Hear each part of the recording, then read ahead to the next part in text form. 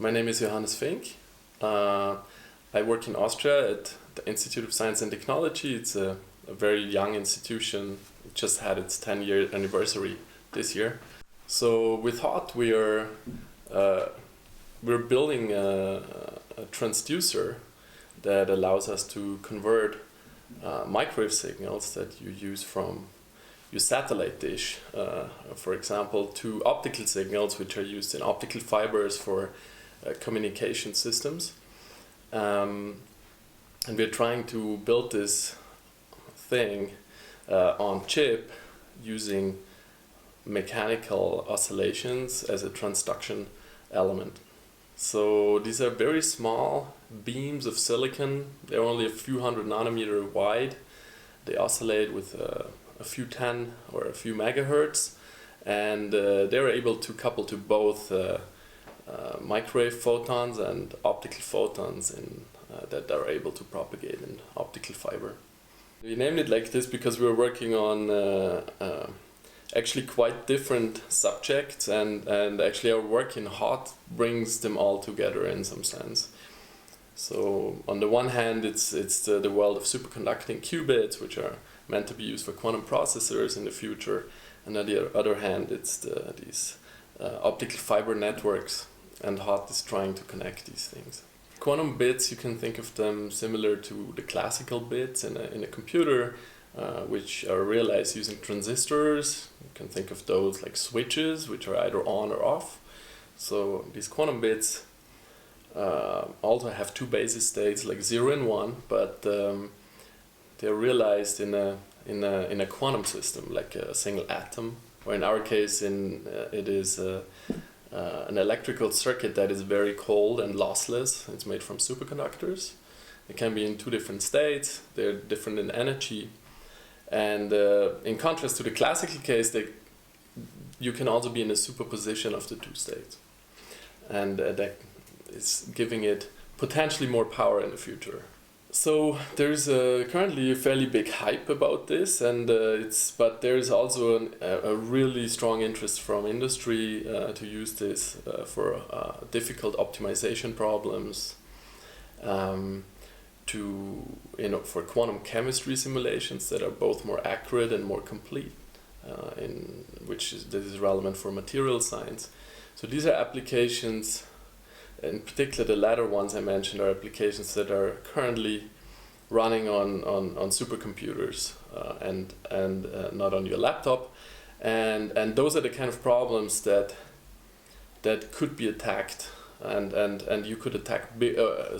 What I mean with attacked, you could try to solve them with those quantum bits more efficiently, in the sense that you could try to solve bigger problems that are untractable at the moment, and will be untractable in the future with classical supercomputers. I'm sure everyone has a different opinion about this, and it depends how futuristic and far you think ahead. But so for now, I think it's gonna be big data centers, and you will access their capability through the cloud. I don't think it will be close to the user in the future, in the sense that a mobile phone is close to you and changes your everyday life. It's more like it's going to be in a big data center solving a problem that might become relevant to you. So if you look at logistics is more efficient, then it will be cheaper for you to use. Or if you're, let's say, if Google succeeds in using it successfully to improve his artificial intelligence or deep learning infrastructure, you will be able to use a better version of Alexa at some point potentially. Mm-hmm. All of this is quite far-fetched, but that's at least I would say that most people think about this new type of hardware. So right now, I would say it's not in our lab, but in the big labs which pursue this specific goal, it's probably realistic to do experiments with 50 to 100 qubits, maybe in the next 1 to 5 years or so. These are very noisy qubits, and so actually a lot of the original ideas don't work with those qubits and those processors. But in this framework, in this time span, it might be possible to do something that is not possible in the classical computing world. But it will be totally useless at that point still. So in order to do something useful that cannot be done with classical computational power, I think that will take.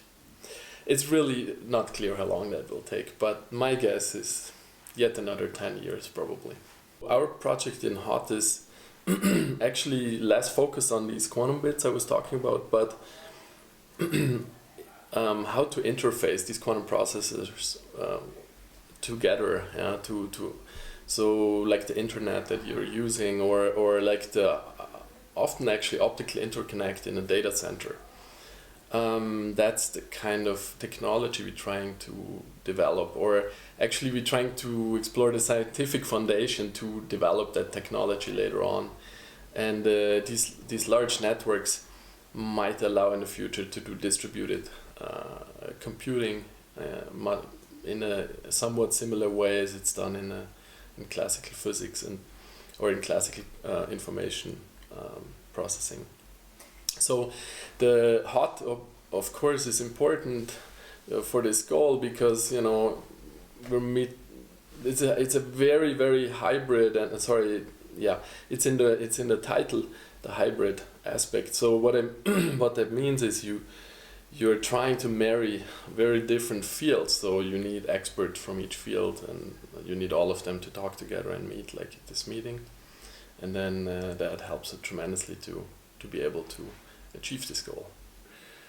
We're collaborating with theorists, and one of my postdoc used to be a theorist, but 90% of our time we're doing experiments and trying to produce the microchips, which we need to produce to have this new functionality we want to show. The application of these transducers we are building specifically, I think there is a chance that these modulators that we are developing, so there's very specific properties we're after, because this type of modulators already exist in the industry. It's actually optoacoustic modulators, acousto-optic modulators, and they require a fairly high voltage to be able to modulate light.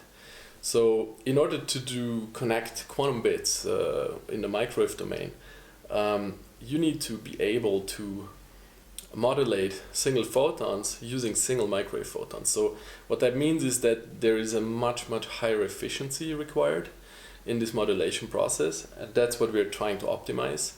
And if you now think about other applications,